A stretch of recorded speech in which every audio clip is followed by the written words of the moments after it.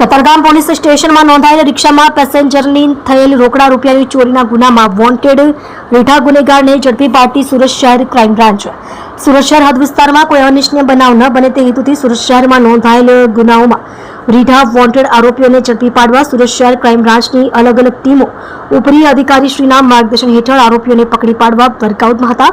દરમિયાન આસાફરતા સ્કોડના પોલીસ માણસોને મળેલ આધારભૂત બાતમી હકીકતના આધારે ઉધના 3 રસ્તા નવા રોડ ઉપરથી આરોપી અબ્દુલ જફ્ફાર ઉર્ફે માસ હારૂન શેખ ઉંમર વર્ષ 29 ધંધો પાનનો ગલ્લો રહેવાસી ભેસ્તાન આવાસ building number 84 room number 1 Dindoli Surat શહેર મૂળ રહેવાસી ઔરંગાબાદ બડા કબ્રસ્તાન એરિયા મહારાષ્ટ્ર તેને પકડી પાડવામાં આવેલ છે.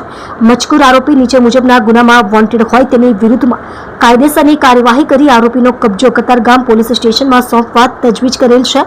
ઉપરોક્ત ગુનામાં હકીકત એવી રીતની છે કે તારીખ 2/9/2025 રોજ હાલ પકડાયેલ આરોપી અને તેના સાગરીતો હમીદ, આશિફ અને શરીફ ઉર્ફે અચ્ચુ તમામ રહેવાસી સુરત નાવ રિક્ષા લઈને પિકપોકેટિંગનો ગુનો આચરવા માટે નીકળેલા હતા. તે દિવસે સવારના 8 વાગ્યે કતારગામ ગજરા સર્કલ નજીકથી ફરિયાદી શ્રી રણછોડભાઈ ગણેશભાઈ બળોલિયા નાઓને કતારગામ આશ્રમ જવું હોય તેમને ભાડું નક્કી કરી રિક્ષામાં બેસાડી દીધેલ હતો.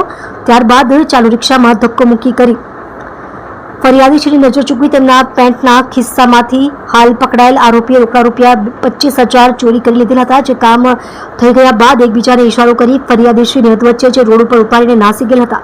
જેથી ફરિયાદી શ્રીને શંકા જતા તેમણે પોતાના ખિસ્સા ચેક કરતા રોકડા રૂપિયાની ચોરી થયેલ હોવાનું જણાઈ આવતા તેમણે અજાણ્યા ઇસમો વિરુદ્ધમાં ફરિયાદ આપેલ હતી. સદર ગુનામાં 3 આરોપીઓ પકડાયેલ હતા અને હાલનો આરોપી પોતાની ધરપકડ ટાળવા નંદુરબાર મહારાષ્ટ્ર નાસી ગયેલ હતો.